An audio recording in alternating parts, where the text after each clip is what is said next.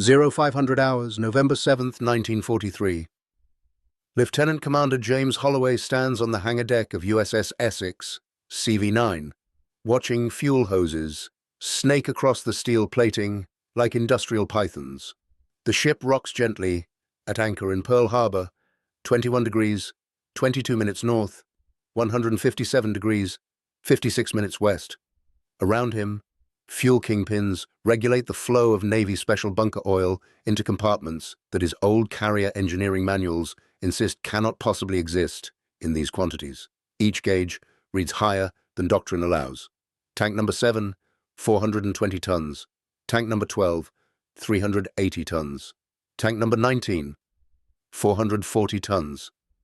The mathematics refuse to reconcile with everything Holloway learned at Annapolis about carrier fuel capacity and operational limitations. He pulls out his pocket calculator and runs the numbers again, checking bunker volumes against ship displacement specifications that were classified until his assignment to Essex 6 weeks ago. Before we jump back in, tell us where you're tuning in from. And if this story touches, you make sure you're subscribed, because tomorrow I've saved something extra special for you. 3,600 tons of fuel oil, enough to steam 15,000 nautical miles at cruising speed, enough to operate air groups of 90 aircraft through sustained combat operations lasting 30 days without replenishment. Enough to fundamentally change every assumption about carrier warfare that the United States Navy held sacred since the Battle of Midway 18 months earlier. Behind him, Commander Arthur Radford examines the fuel distribution manifest with the careful attention of someone who understands that these numbers represent more than engineering achievement. They represent strategic revolution. The Essex-class carriers displace 27,000 tons fully loaded, but their fuel bunkerage consumes space that previous carrier designs allocated to armor protection, additional aircraft hangars, or crew accommodations. The trade-offs seem reckless to officers trained in pre-war naval doctrine. Less armor means vulnerability to enemy bombs. Reduced hangar space limits aircraft capacity. Minimized crew quarters create overcrowding during extended deployments. But the fuel capacity delivers something more valuable than protection or comfort. It delivers range that makes the Pacific Ocean navigable rather than impassable. Radford hands Holloway the Japanese carrier specifications, captured from documents recovered at Guadalcanal. The intelligence estimates show Shikaku-class carriers carrying 800 tons of fuel oil, enough for operational radius of approximately 3,000 nautical miles before requiring replenishment from fleet oilers. The disparity seems impossible. American carriers holding 4.5 times more fuel than their Japanese counterparts suggests either catastrophic Japanese design failure or revolutionary American engineering breakthrough. Holloway studies the Japanese specifications, comparing bunker arrangements against Essex design schematic. The Japanese carriers allocate significant tonnage to armor protection, their designers prioritizing survivability over operational range based on assumptions about fleet engagements occurring near Japanese home waters, where land-based air support could provide coverage and fuel logistics remained manageable through proximity to established supply bases. The design philosophy reflects strategic doctrine developed during peacetime planning, when Japanese naval theorists anticipated carrier operations occurring within defensive perimeters rather than across vast oceanic distances that characterize actual Pacific combat operations.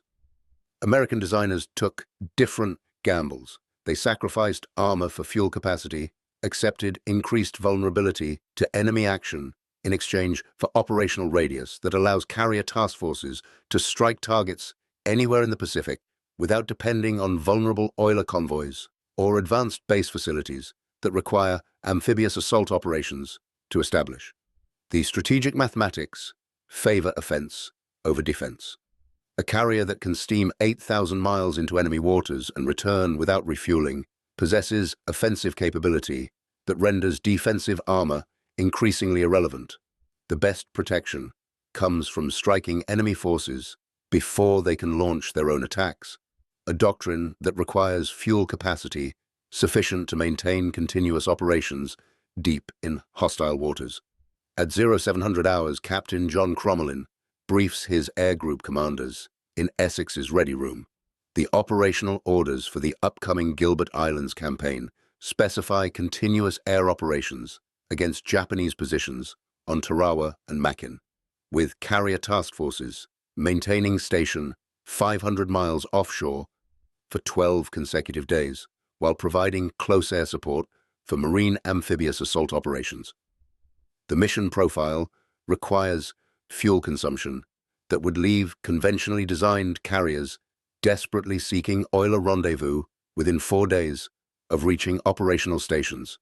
Essex and her sister ships can maintain position for the entire operation without refueling, launching combat air patrols, strike missions, and reconnaissance flights at rates that Japanese carriers cannot sustain because their fuel limitations force periodic withdrawal for replenishment operations that create gaps in air coverage. Commander David McCampbell studies the fuel consumption projections, calculating sortie rates against bunker capacity. Each airstrike consumes aviation fuel stored separately from ship's propulsion fuel, but the aircraft operations depend on the carrier remaining on station long enough to recover returning fighters and bombers whose fuel margins allow no tolerance for delayed landings caused by carrier withdrawal for refueling operations. The mathematics create confidence that previous carrier operations lacked. Pilots launching from Essex know their ship will be exactly where expected when they return from missions 300 miles distant, their fuel gauges reading near empty, their ammunition expended, their aircraft damaged by enemy fire. The carrier's fuel capacity guarantees presence that translates into pilot survival and mission success. November the 20th, 1943. Essex launches her first combat. Strikes against Makin Island from position 20 degrees, 15 minutes north, 173 degrees, 30 minutes east. The carrier steams into wind for aircraft launch operations, her propellers churning seawater into white foam that extends astern for 2,000 yards. Fuel consumption during high-speed operations reaches 16 tons per hour, sustainable only because Essex's bunkers hold reserves that allow continuous high-speed maneuvering for air operations lasting days rather than hours. McCampbell leads the first strike, 12 Hellcats escorting 18 Dauntless dive bombers toward Japanese positions that intelligence estimates contain 3,000 defenders, supported by coastal artillery and anti-aircraft batteries. The formation climbs through tropical clouds at 15,000 feet, maintaining radio silence while navigating by dead reckoning toward target coordinates that require 40-minute flight time from carrier launch position. The strike aircraft arrive over Makin at 0845, encountering light anti-aircraft fire that fragments around their formations but fails to prevent dive bombing runs that deliver 500-pound general-purpose bombs onto Japanese gun positions and supply dumps. McCampbell watches bomb impacts from his escort position 5,000 feet above the target, counting secondary explosions that indicate successful hits on ammunition storage areas. These strike aircraft return to Essex at 0950, landing in sequence while ship's fuel crews prepare for immediate turnaround operations that will launch another strike within 90 minutes. The operational tempo depends entirely on carrier fuel capacity sufficient to maintain high-speed station keeping, while conducting continuous flight operations that consume fuel at rates exceeding 1,000 tons per day when combining ship propulsion and aircraft operations. Captain Crommelin monitors fuel consumption from his bridge position, calculating remaining bunker capacity against mission duration requirements. After 2 days of continuous operations, Essex retains 82% fuel capacity, enough to continue air operations for another 10 days without refueling. The margin provides flexibility that conventional carrier operations never achieved, allowing task force commanders to extend operations or modify mission profiles without immediate concern about fuel exhaustion, forcing premature withdrawal from combat zones. On November 21st, Japanese reconnaissance aircraft locate the American carrier task force operating east of the Gilbert Islands. The contact report reaches Vice Admiral Takeo Kurita at Truk Atoll, 600 miles northwest of the American position. Kurita studies the intelligence assessment, noting the enemy carriers maintaining station within 500 miles of Tarawa for 3 consecutive days while conducting sustained air operations against Japanese defensive positions. The operational pattern contradicts Japanese understanding of American carrier fuel capacity and operational doctrine. Intelligence estimates from earlier Pacific engagements suggested American carriers required refueling every 4 to 5 days during combat operations, creating predictable patterns of withdrawal and return the Japanese submarines and aircraft could exploit for targeting opportunities. The enemy carriers at the Gilbert Islands show no indication of fuel limitations, their continuous presence suggesting either proximity to unknown replenishment vessels or fuel capacity that exceeds Japanese estimates by factors that seem impossible. Commander Toshio Abe, Kurita's intelligence officer, reviews captured American documents recovered from downed aircraft and interrogation reports from American prisoners taken during earlier campaigns. The fragmentary intelligence provides specifications for Enterprise and Yorktown-class carriers that confirm Japanese estimates of 800 to 1,000-ton fuel capacity, but recent prisoner interrogations mention new American carriers designated Essex-class with capabilities described as significantly enhanced compared to earlier designs. Abe calculates operational implications of American carriers holding fuel reserves double or triple Japanese carrier capacity. Extended operational radius allows American task forces to strike targets throughout the Pacific without depending on vulnerable supply lines that Japanese submarines can interdict.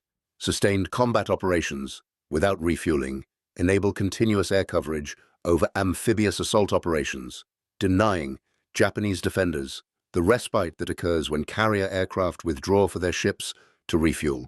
The strategic disadvantage multiplies across multiple dimensions. American carriers with superior fuel capacity can choose engagement timing, approaching Japanese positions under conditions favorable to American forces while avoiding situations where Japanese land-based aircraft could achieve concentrations sufficient to overwhelm carrier air defenses. The operational flexibility transforms carrier warfare from predictable engagement patterns into dynamic operations where American forces maintain initiative through mobility that Japanese carriers cannot match.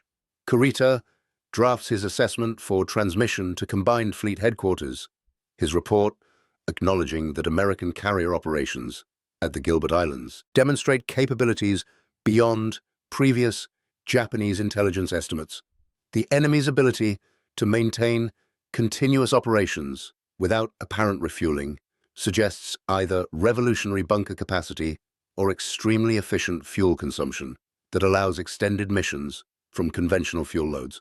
Either explanation requires revision of Japanese defensive planning that assumed American carrier operations would follow predictable patterns constrained by fuel limitations. December 7, 1943. Essex returns to Pearl Harbor after 18 consecutive days at sea supporting Gilbert Islands operations. The carrier consumed 2,400 tons of fuel oil during combat operations, leaving 1,200 tons in reserve, enough for emergency operations or return voyage to West Coast bases if damage prevented Hawaiian port entry. Holloway conducts post-operation fuel system analysis, documenting consumption rates against operational profiles that included 12 days of continuous flight operations, 6 days of high-speed transit to and from combat zones, and sustained maneuvering to avoid submarine threats detected by escort destroyers. The fuel efficiency exceeded pre-deployment estimates, suggesting that Essex-class carriers could sustain combat operations even longer than design specifications projected. The engineering achievement extends beyond simple bunker volume to encompass fuel distribution systems that supply 4 main propulsion turbines, 18 auxiliary boilers, and aviation fuel systems that serve 90 aircraft through flight operations that continue around the clock during combat missions. Each system requires dedicated pumping equipment, filtration systems, and safety interlocks that prevent contamination or explosion risks inherent in storing massive fuel quantities aboard warships operating under combat conditions. Commander Radford compiles the operational assessment for Bureau of Ships. His report, documenting that Essex-class fuel capacity enables carrier task forces to operate independently for extended periods without oiler support, fundamentally changing Pacific Fleet operational planning by eliminating vulnerability created when carriers must rendezvous with slow-moving tankers that Japanese submarines can target. The strategic value of fuel capacity exceeds simple range extension to encompass force protection through operational independence. January 15, 1944. Japanese Combined Fleet Headquarters receives comprehensive intelligence assessment about American Essex-class carriers, compiled from multiple sources, including technical documents recovered from crashed aircraft, prisoner interrogations, and photo reconnaissance of Pearl Harbor facilities showing new carrier configurations. The intelligence analysts conclude that American carriers designated Essex-class hold fuel capacity between 3,000 and 4,000 tons, approximately 4 times greater than Japanese fleet carriers. Admiral Minachi Koga reviews the assessment with mounting concern that reflects awareness of strategic implications extending beyond individual ship capabilities to encompass fundamental shifts in Pacific naval balance.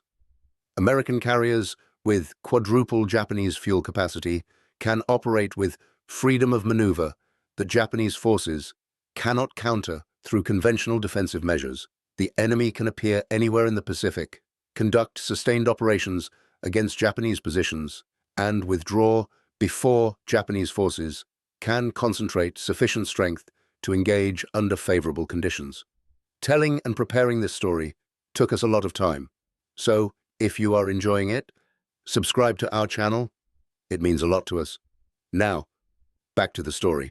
Captain Kameto Kurashima, Koga's senior staff officer, calculates resource requirements for matching American carrier fuel capacity through new construction programs or modification of existing carriers. The analysis reveals impossibility of achieving parity within timeframes relevant to current combat operations.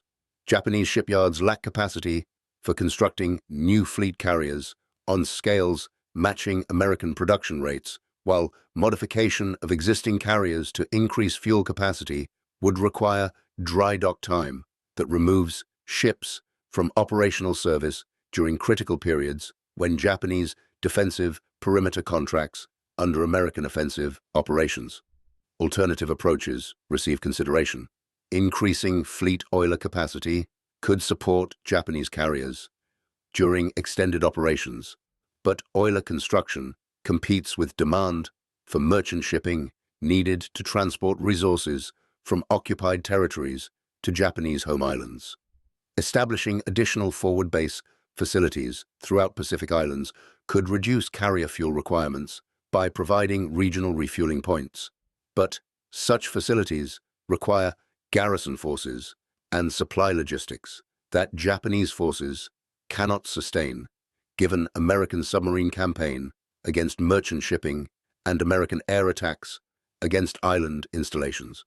The strategic calculus offers no favorable options. American carrier fuel superiority creates operational advantage that Japanese forces cannot overcome through alternative measures or tactical innovation.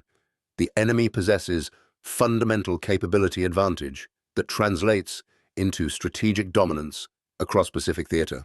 Kurashima's report to Koga acknowledges that Japanese carrier operations must accept limitations imposed by fuel capacity constraints, while American carriers operate without equivalent restrictions, creating asymmetric conditions that favor American offensive operations while limiting Japanese defensive responses. February 19, 1944, Essex participates in Operation Hailstone, massive carrier raid against Japanese combined fleet anchorage at Truk Atoll. The operation requires carrier task forces to approach within 200 miles of heavily defended Japanese base facilities, conduct sustained airstrikes over 2 consecutive days, and withdraw while maintaining sufficient fuel reserves for emergency contingencies, including high-speed evasion if Japanese surface forces sortie from Truk to engage American carriers. The mission profile demands fuel capacity sufficient for Zix's 6,000-mile round-trip voyage from Pearl Harbor to Truk, plus reserves for 2 days of intensive flight operations and high-speed tactical maneuvering. Conventional carrier designs would require multiple underway refueling operations during transit phases, creating vulnerability periods when carriers operate at reduced speed while connected to oilers through fuel hoses that prevent high-speed maneuvering if Japanese submarines or aircraft attack. Essex completes the entire operation without refueling, her bunkers holding sufficient fuel oil for all mission phases, plus reserves that provide a task force commander flexibility for extending operations or responding to unexpected tactical developments. The operational independence proves decisive when Japanese reconnaissance aircraft locate American carriers on February 17th, forcing premature launch of airstrikes before planned schedule to prevent Japanese surface forces from escaping Truk before American aircraft arrive. McCampbell leads strike forces totaling 150 aircraft against Japanese shipping anchored in Truk Lagoon, his fighters suppressing anti-aircraft defenses while torpedo bombers and dive bombers attack anchored vessels that include cruisers, destroyers, merchant ships, and support vessels. The strikes continue for 8 hours, aircraft launching and recovering in continuous cycles that consume aviation fuel at maximum rates, while Essex maintains high-speed position, keeping to recover damaged aircraft, whose fuel margins allow no delays in landing operations. By sunset on February 17th, American carriers have destroyed 45 Japanese ships and damaged dozens more, effectively eliminating Truk as forward operating base for combined fleet operations. The success depends entirely on carrier fuel capacity, sufficient to maintain operations through unexpected schedule changes and extended combat operations that consumed fuel reserves at rates exceeding pre-mission estimates. Captain Crommelin reviews fuel status at mission conclusion. Essex retains 48% bunker capacity, enough for return voyage to Pearl Harbor, plus reserves for emergency operations or route modifications if intelligence reports Japanese submarine concentrations along direct return path. The fuel margin provides security that previous carrier operations lacked, allowing commanders to make tactical decisions based on enemy dispositions rather than desperate fuel mathematics that forced earlier American carriers to withdraw from combat zones while enemy forces remained viable. March 23, 1944, Vice Admiral Koga issues revised operational guidance for Japanese carrier forces, his directives acknowledging that American carrier fuel superiority requires fundamental changes in Japanese naval doctrine. Japanese carriers must operate closer to base facilities to minimize fuel consumption during transit operations. Combat operations must be planned for shorter duration to conserve fuel reserves for withdrawal and refueling. Engagement criteria must favor situations where Japanese land-based aircraft can supplement carrier air groups, reducing fuel consumption required for sustaining combat air patrols through carrier aircraft alone. The operational restrictions reduce Japanese carrier effectiveness by constraining operational flexibility that American carriers exploit through superior fuel capacity. Japanese carriers cannot maintain extended presence in contested waters, cannot pursue retreating enemy forces beyond ranges that allow return to base. Facilities before fuel exhaustion cannot modify mission plans to exploit tactical opportunities that require extending operations beyond original fuel budgets. Commander Abe documents the cumulative disadvantage in his strategic assessment. American carriers launching strikes from positions 800 miles from their target can withdraw to safe distances, while Japanese carriers lack fuel capacities for similar operational profiles, forcing Japanese forces to approach closer to enemy positions where American land-based aircraft and submarines can attack during transit phases. The fuel disadvantage cascades through every operational calculation, progressively constraining Japanese options while expanding American capabilities. April 7, 1944, Essex operates in Philippine Sea, conducting strikes against Japanese positions on Truk, Satawan, and Ponape as part of extended campaign to isolate Japanese garrisons throughout Caroline Islands. The carrier has remained at sea for 32 consecutive days, operating independently except for periodic replenishment of aviation fuel, ammunition, and provisions from logistics support vessels that deliver cargo through underway transfer operations that allow Essex to maintain operational schedule without entering port facilities.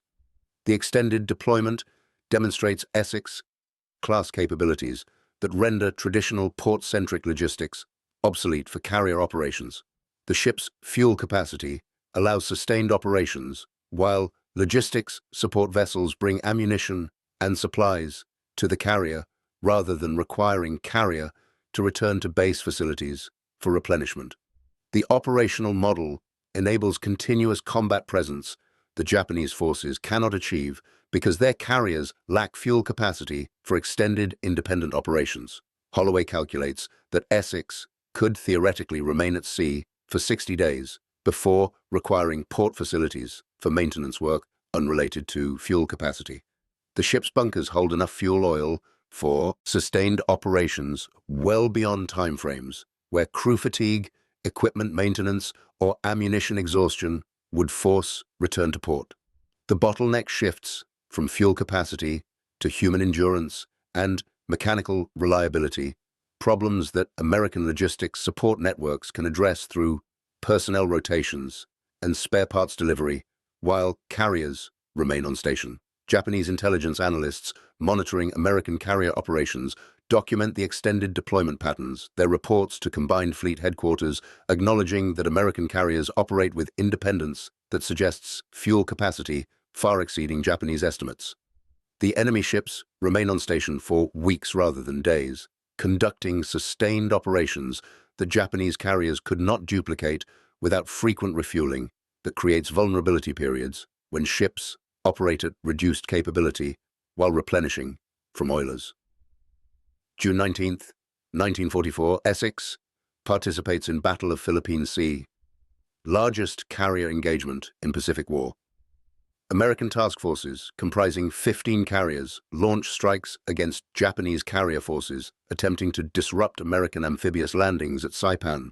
The battle develops over 12 hours of continuous operations that consume fuel at maximum rates, while carriers maneuver at high speed to launch and recover aircraft engaged in combat against Japanese carrier air groups and land-based aircraft attacking from Guam and Rota. The fuel capacity proves decisive when American carriers maintain combat operations throughout daylight hours without concern for fuel limitations, forcing premature withdrawal from battle zone.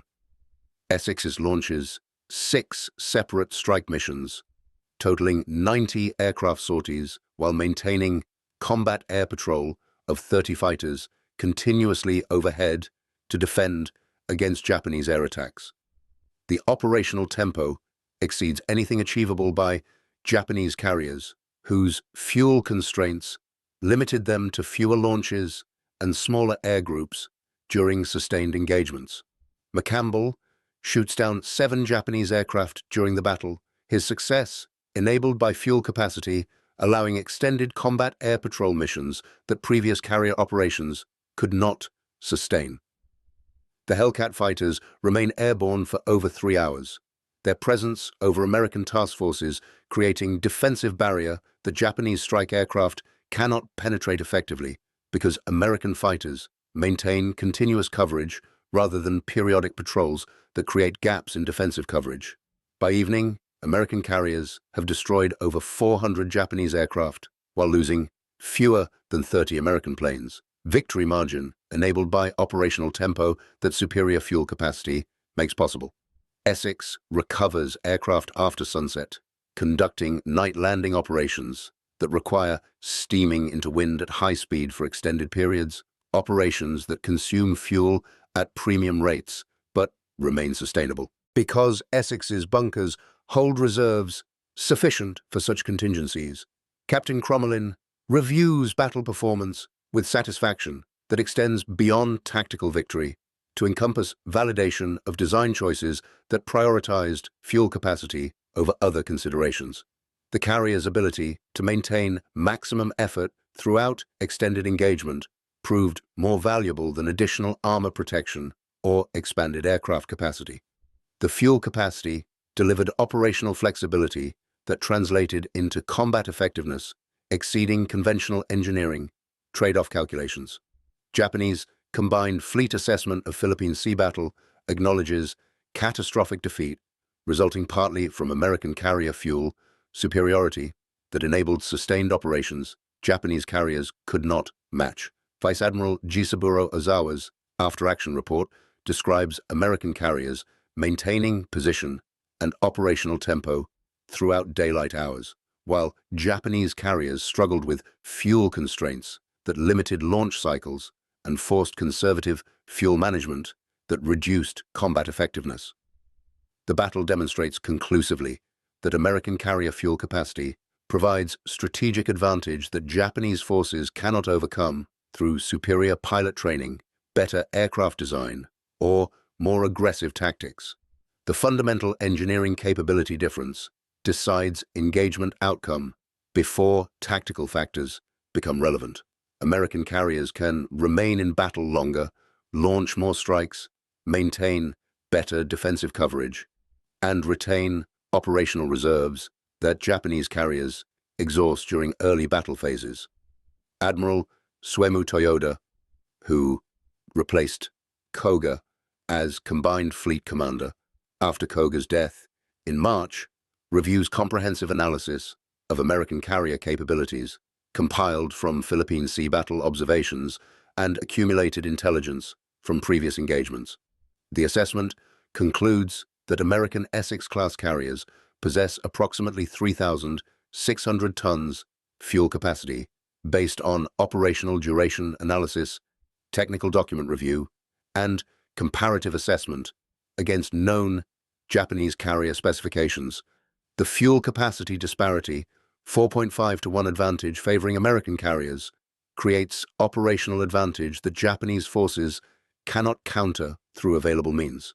American carriers can operate throughout the Pacific with freedom of maneuver that Japanese carriers lack, conducting strikes against Japanese positions while remaining beyond range of effective Japanese counterattack, withdrawing before Japanese surface forces can engage under favorable conditions, returning to combat operations without predictable refueling patterns that Japanese submarines can exploit. Toyota's strategic guidance acknowledges that Japanese carrier operations must accept fundamental limitations imposed by fuel capacity constraints. Future operations will concentrate Japanese carriers closer to base facilities, limit engagement durations to conserve fuel for withdrawal operations, and avoid situations requiring extended combat operations that exhaust fuel reserves before tactical objectives achieve completion. The operational doctrine represents defensive acceptance that American carrier fuel superiority grants strategic initiative that Japanese forces cannot reclaim through tactical excellence or operational innovation. August 15, 1944, Essex operates in Philippine Sea, conducting strikes against Japanese positions on Luzon in preparation for MacArthur's return to Philippines. The carrier has operated continuously in Western Pacific for 4 months, receiving underway replenishment of aviation fuel, ammunition, and provisions while maintaining station in combat zones without returning to Pearl Harbor for major refueling operations. The sustained deployment demonstrates operational capabilities that redefine carrier warfare doctrine. Essex has steamed over 40,000 nautical miles, launched over 3,000 combat sorties, and participated in 7 major engagements without requiring port facilities for fuel replenishment beyond routine underway transfers of aviation, gasoline and diesel fuel for auxiliary systems. The operational independence validates design decisions that prioritized fuel capacity as primary capability factor. Holloway completes engineering assessment, documenting fuel system performance during extended deployment. The ship's bunkers provided reliable service throughout 4 months of intensive operations. Fuel transfer systems functioned without failure despite continuous demand, and fuel quality remained acceptable throughout extended storage periods in tropical climate conditions. The technical performance confirms that Essex-class fuel capacity represents sustainable operational capability rather than theoretical design limit achieved through compromises in safety or reliability. December 10th, 1944. Japanese Combined Fleet Headquarters issues final assessment of American carrier capabilities, compiled intelligence document that synthesizes battle observations, technical analysis, and strategic evaluation of American Essex-class carriers. The report confirms that American carriers hold approximately 3,600 tons fuel capacity, compared to 800 tons, typical for Japanese fleet carriers, creating capability disparity that grants American forces decisive advantage in Pacific carrier warfare. The intelligence assessment documents operational implications across multiple dimensions. American carriers can steam 15,000 nautical miles at cruising speed compared to 3,000 miles for Japanese carriers, enabling American task forces to operate throughout Pacific without depending on vulnerable oiler convoys. American carriers can maintain station in combat zones for 30 days, compared to 5 days for Japanese carriers before requiring refueling, allowing sustained combat operations that Japanese forces cannot match. American carriers can conduct high-speed evasive maneuvers for extended periods during combat operations without fuel constraints, forcing reduced speed that increases vulnerability to enemy attack. Admiral Toyoda reviews the assessment with acknowledgement that Japanese carrier forces face insurmountable disadvantage against American carrier fleets whose fuel capacity provides strategic advantages that Japanese naval doctrine never anticipated. The enemy's engineering superiority creates operational flexibility that decides battle outcomes before tactical engagement occurs. American carriers can choose when and where to fight, can sustain combat longer than Japanese forces, can maintain defense, can withdraw before Japanese counterattack forces arrive, and can return to combat after Japanese forces exhaust themselves pursuing engagements on American terms. The strategic conclusion acknowledges defeat. Japanese carrier forces cannot overcome American fuel capacity advantage through superior training, tactical innovation, or operational daring. The fundamental engineering disadvantage creates conditions where Japanese carriers operate under constraints that American carriers ignore, fighting battles determined by logistics mathematics rather than combat prowess. The enemy builds carriers that carry enough fuel to dominate Pacific Ocean, while Japanese carriers carry enough fuel to defend diminishing perimeter that contracts monthly as American forces advance westward toward Japanese home islands. January 9th, 1945. Essex participates in strikes against Japanese positions on Formosa and Luzon. Her air groups attacking enemy airfields, harbors, and military installations in preparation for invasion of Luzon. The carrier operates from position 150 miles offshore, maintaining station through sustained high-speed operations that continue for 6 consecutive days, while launching 300 combat sorties and recovering damaged aircraft whose fuel margins provide no tolerance for delays in landing operations. The operational intensity demonstrates capabilities that Japanese carriers could never sustain because fuel constraints would force withdrawal for refueling after 2 days of similar operations. American carriers maintain presence through fuel capacity that enables continuous combat operations matching tempo that Japanese forces can achieve only through rotating multiple carrier groups through combat zones, logistics approach requiring numbers of carriers that Japanese construction programs never delivered. February 16th, 1945. Essex launches strikes against Japanese home islands, her aircraft attacking Tokyo area targets from carrier position 120 miles offshore.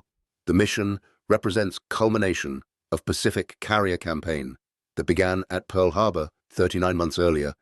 American carriers now operating in waters Japanese naval doctrine designated as home defense zone, where land-based air forces supposedly provided impenetrable barrier against enemy carrier operations. The strategic transformation from defensive disaster at Pearl Harbor to offensive dominance off Japanese coast reflects multiple factors, including American industrial production, improved aircraft performance, enhanced tactical doctrine, and superior pilot training. But underlying all tactical factors exists fundamental engineering advantage that American carriers hold 4,000% more fuel than Japanese carriers anticipated enemy vessels carrying, enabling operations that Japanese defensive planning never accounted for because planners assumed American carriers faced same fuel limitations that constrained Japanese carrier operations. McCampbell leads the Tokyo strike, his fighters suppressing Japanese air defenses while bombers attack industrial facilities and military installations surrounding Japanese capital. The strike succeeds partly because American carriers can maintain position off Japanese coast through fuel capacity that allows extended operations without returning to distant base facilities for refueling. Japanese defenders cannot predict when American carriers will withdraw because American fuel capacity eliminates predictable refueling patterns that Japanese forces could exploit for counterattack planning. The carrier operations off Japan demonstrate strategic victory enabled by engineering advantage. American carriers operate with impunity in waters Japan claimed as sovereign territory. Conduct sustained. Strikes against targets Japanese defenders considered secure behind layered air defenses and withdraw before Japanese surface forces can sortie from home ports to engage American task forces under conditions favoring Japanese defenders. The operational flexibility derives directly from fuel capacity that grants American carriers freedom of maneuver that Japanese carriers never possessed. March 19, 1945. Essex supports invasion of Okinawa, conducting combat operations from station east of Ryukyu Islands, while launching strikes against Japanese positions defending approaches to Japanese home islands. The carrier maintains continuous operations for 42 consecutive days, longest sustained combat deployment in Pacific War, operations sustainable only because Essex-class fuel capacity allows extended presence without requiring withdrawal for major refueling operations. The Okinawa campaign proves final demonstration of American carrier fuel superiority. Japanese forces mount desperate kamikaze attacks against American carriers, sacrificing hundreds of aircraft and pilots in suicide missions that achieve limited success against ships protected by combat air patrols that American fuel capacity makes possible. Essex maintains defensive coverage through continuous fighter presence that prevents most kamikaze attacks from reaching target. Operational tempo sustainable only through fuel reserves that allow sustained high-speed operations required for launching and recovering defensive fighters around the clock. Captain Crommelin reviews casualty reports showing Essex survived Okinawa campaign with minimal damage despite operating in most dangerous waters of Pacific War. The ship's survival reflects multiple protective factors, including skilled crew performance, effective damage control, and superior anti-aircraft armament. But underlying all tactical defenses exists fuel capacity that keeps Essex on station throughout campaign, maintaining defensive vigilance that prevents enemy from exploiting brief vulnerability periods that would occur if carrier required periodic withdrawal for refueling operations. May 8, 1945. Japan's final carrier assessment acknowledges that American Essex-class carriers revolutionized naval warfare through engineering achievement that granted strategic advantage decisive as any tactical innovation in military history. The American carriers held 3,600 tons fuel capacity, quadruple Japanese carrier fuel loads, enabling operations that transformed Pacific Ocean from barrier protecting Japanese positions into highway, delivering American power directly against Japanese homeland. The Japanese Naval Command recognizes that fuel capacity advantage decided Pacific carrier war more definitively than pilot quality, aircraft performance, or tactical doctrine. American carriers could fight where Japanese carriers could not reach, sustain operations Japanese carriers could not maintain, withdraw before Japanese forces could engage, and return before Japanese defenders could recover. The engineering superiority created operational conditions where tactical excellence became irrelevant because strategic advantages determined battle outcomes before fighting commenced. Admiral Toyoda's final assessment acknowledges that Japanese carrier doctrine failed to anticipate that fuel capacity would prove a decisive factor in carrier warfare. Japanese designers prioritized armor protection, aircraft capacity, and speed over operational range, assumptions that seemed reasonable when planning for carrier operations near Japanese home waters where fuel logistics appeared manageable through shore-based support.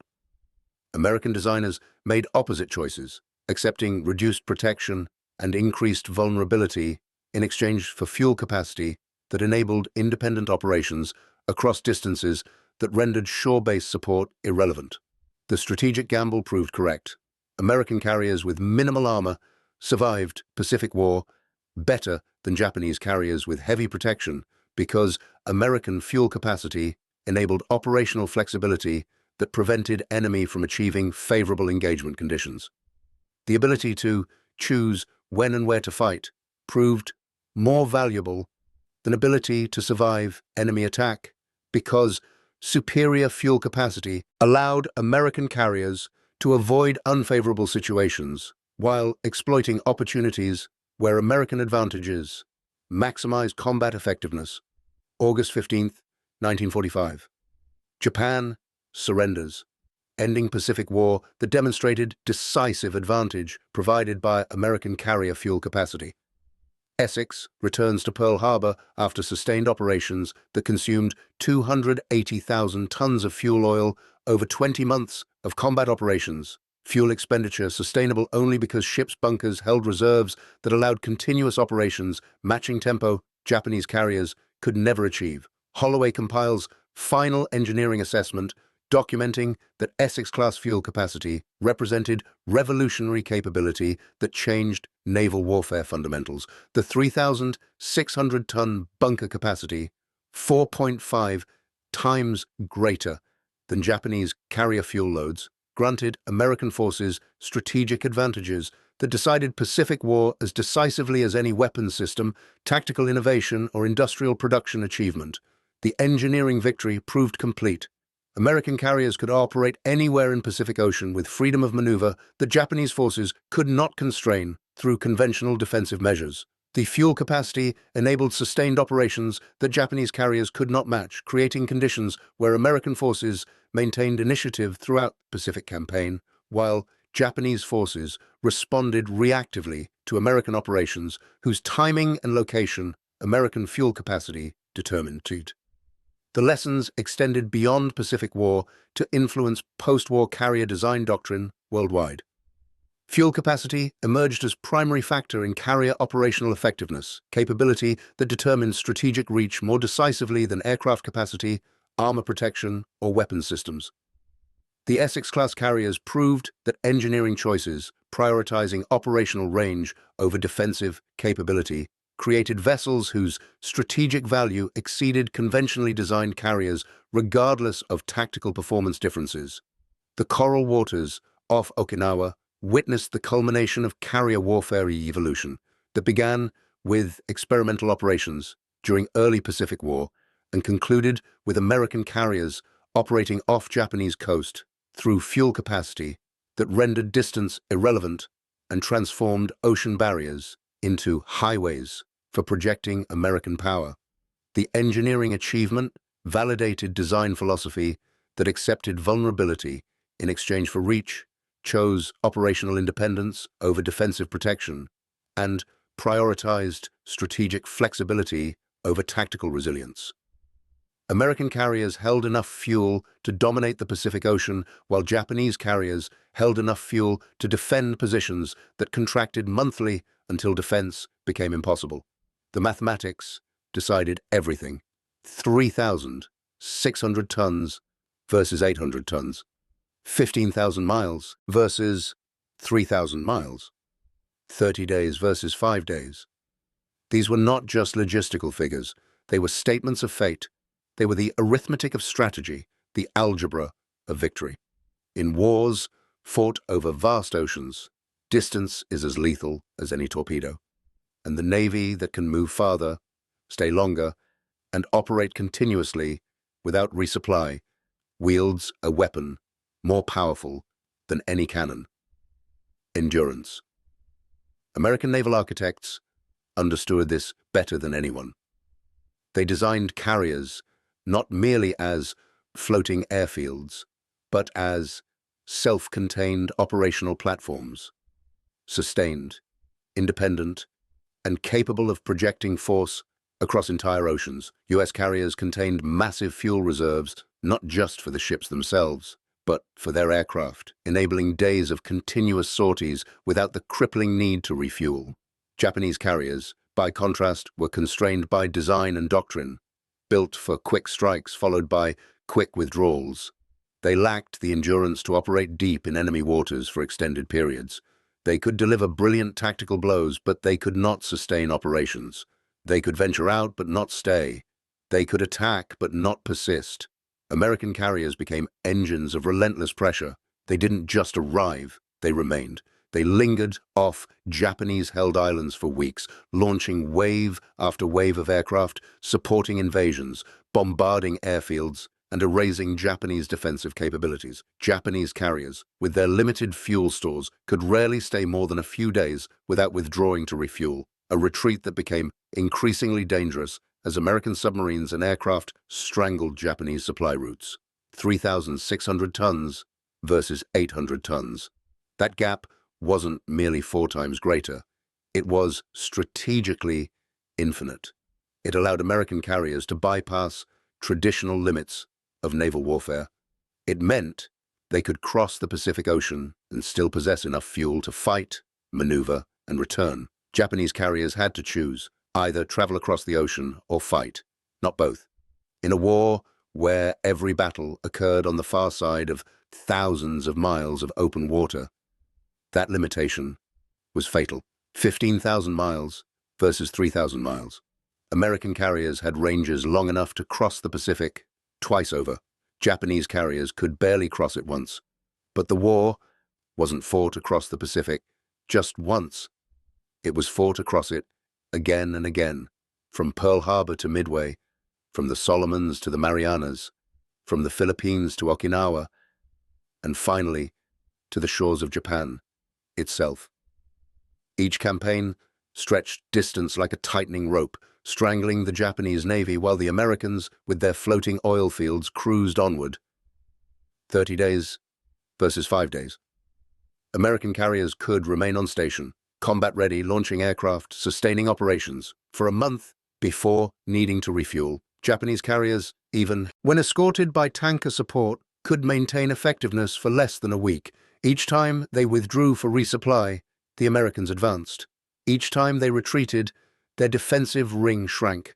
Islands once defended by air power became isolated outposts, cut off, bypassed, left to wither. The shrinking perimeter wasn't just a tactical development. It was the physical manifestation of fuel mathematics. Fuel capacity didn't simply enable American strategy, it became American strategy. It allowed the U.S. Navy to rewrite the operational rulebook. No longer were naval campaigns bound to friendly ports. No longer were carriers tethered to base.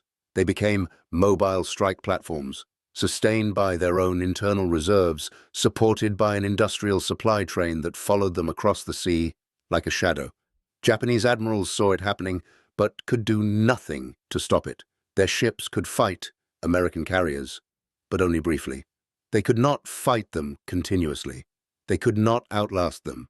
They could not match their endurance. American carriers wrote victory in gallons and tonnage, using fuel consumption rates to demonstrate that operational persistence was more powerful than tactical brilliance. And so the Japanese Navy shrank, not because its ships were sunk, though many were, but because its operational reach collapsed. A carrier that cannot stay in the fight is a carrier that has already lost.